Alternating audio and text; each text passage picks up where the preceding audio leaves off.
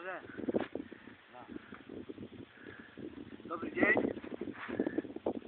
Dneska sme vyťahali 1,5 šora.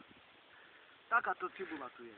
Červená, žltá, no proste okrúhla cibula, viete aká to, na polievku, no. My tak chodíme tu na obed o 12:00 do 1:00, niekedy do 12:30. My sme Gabiovo konie, ale najväčší koň je tu Tibor.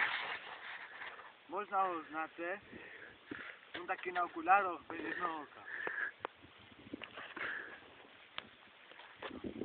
Tigora może znáte, on bol tu zakedy kuň, jeho prezývali Palatis, ale už teraz je nic kuň, teraz je taký ponik. No.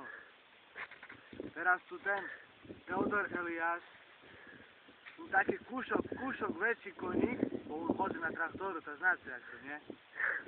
No. Teraz mu tu prišla žena robiť, Tiborova. A tak sa tu poskakuje koník a to ten, blížňak Juraj. No. Juri, no. Znáte ho, nie? No. No ešte čo? Čo vám poviem?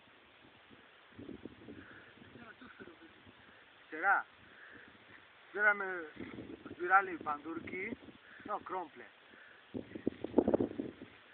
2 palety, naložili sme od nich do umenoho. Dneska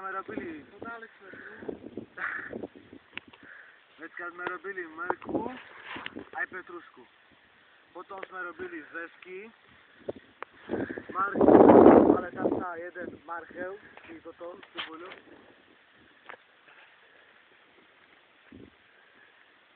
A znáte jak to, my furt robíme jak konie. Makáme!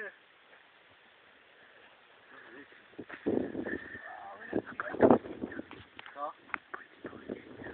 No do widzenia. My to ci Gabiovo konie się z wami ludzimy. Ja mówię. Oj, no.